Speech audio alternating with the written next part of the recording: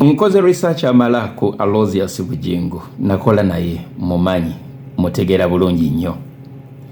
Omunnyo Oguweddemu Ensa ze episodes ezigenda okuzaamu abantu essuubi ababadde baweddemu essuubi. Mujjukire omunnyo ogulimu ensa gukasa nnyo, gukasa bangi, naye omunnyo bwe guggwamu ensa kiki ekiddirira?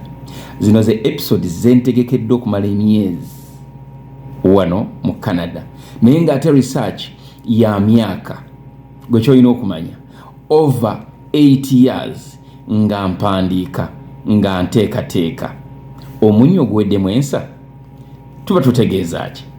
Episodes zino zigenda kubanga zitandika wano ku mukutu gwa Uganda ey'enkya ne ku mukutu gwa Aloysius Matovu Media, ate nga bw'olindirira the 3 faces of Bujjingo.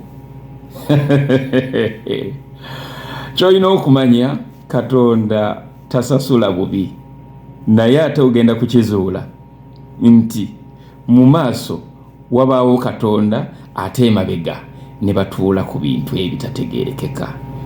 Ku mukutu tovaako subscribinga ate osharinge ate n'okomentinge. Buuza ekibuuzo kyonna kye weetaaga okumanya, ffe weetuli okusobola okuba nga tubawa kye tuyita amazima. Anti bagamba nti mube b'amazima, amazima ganaabafuula ab'eddembe. Episodes zigenda kuba nga zitandika very soon ku mukutu guno, the 3 faces of Bujjingo, ate era ne omunnyo oguweddemu ensa, oba abeeyita omunnyo nga bagamba ffe munnyo oguweddemu ensa. Lindirira.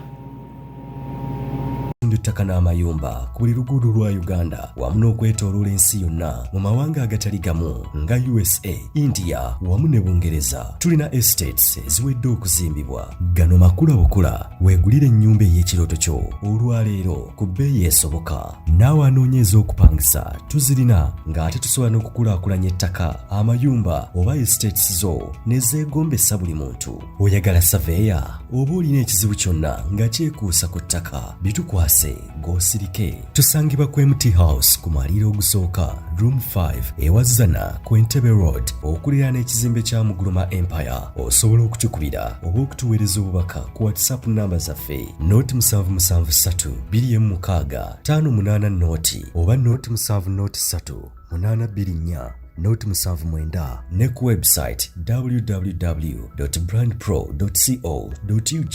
ate mwe bankuba kyeyo ebyammwe byateredde, anti osobola okugula poloti oba okufuna ennyumba n'okomawo nga buli kimu kiri malidaadi saana. Sebatuka abafera olwaleero ng'okolagana ne Brand Pro Property Services Limited tutuukiriza birooto.